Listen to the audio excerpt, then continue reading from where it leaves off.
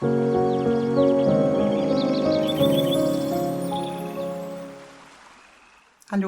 schön, dass du wieder dabei bist und dir von mir eine Wildpflanze erklären lässt. Unsere heutige Wildpflanze des Frühherbstes ist das Rheinfarn.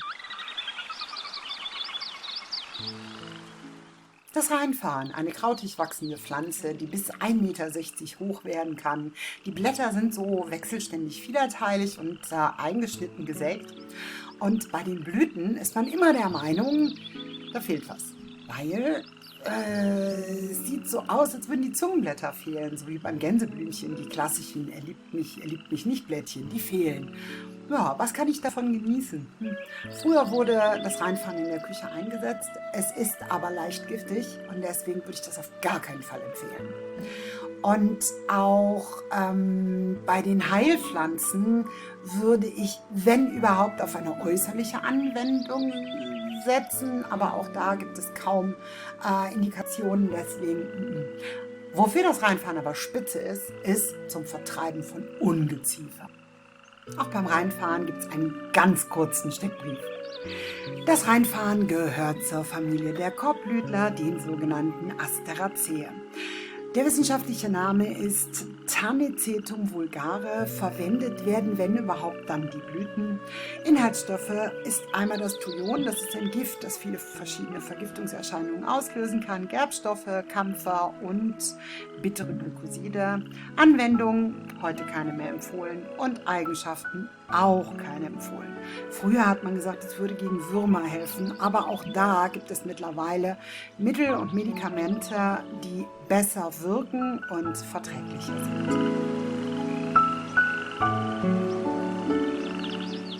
Kommen wir zu meiner Lieblingskategorie Wissenswertes über das Rheinfarn. Zunächst einmal, der Geruch ist nicht für jeden was.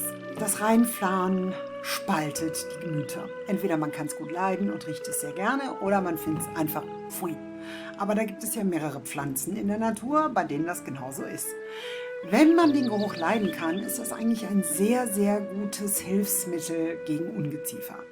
Vor allen Dingen ist es super gegen Motten in Kombination mit Lavendel. Also ich zum Beispiel habe immer so ein kleines Säckchen, was ich mir mal selber genäht habe aus Leinenstoff.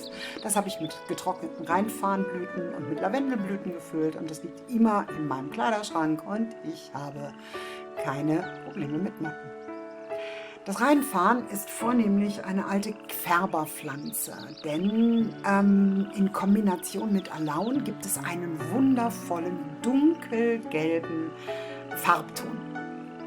Aber wenn man mit Rheinfarn färbt, dann sollte man sich immer darüber im Klaren sein, dass das Rheinfarn auch hauttoxisch ist. Das heißt, es kann schwere Hautallergien auslösen und deshalb auch bei den Färbemitteln bin ich eigentlich eher bei anderen Farben, weil ich denke, muss nicht sein. Kommen wir zum letzten Kapitel und zwar dem sogenannten Capitulare de Willis. Oh, das haben die meisten noch nie gehört. Interessanterweise war das eine sogenannte Landesgüterverordnung. Die wurde von Kaiser Karl dem Großen ins Leben gerufen. Der war sehr reiselustig und wenn er kam, dann kam er natürlich mit großer Entourage. Das heißt, er hatte sein Heer dabei und Edelfrauen und Krieger, sonstiges, also großes Gefolge. Und damit er auf seinen Reisen immer mit dem Nötigsten versorgt wurde, gab er diese Verordnung in Arbeit und in dieser wurde genau festgelegt, unter anderem auch, welche Pflanzen in einem Bauerngarten angepflanzt werden sollten. Und da er unterwegs ja auch ein Wurmmittel brauchte, also früher wurde das ja als Wurmmittel benutzt, das Rheinfarn, so stand auch das Rheinfarn in diesem Capitulare de Willis.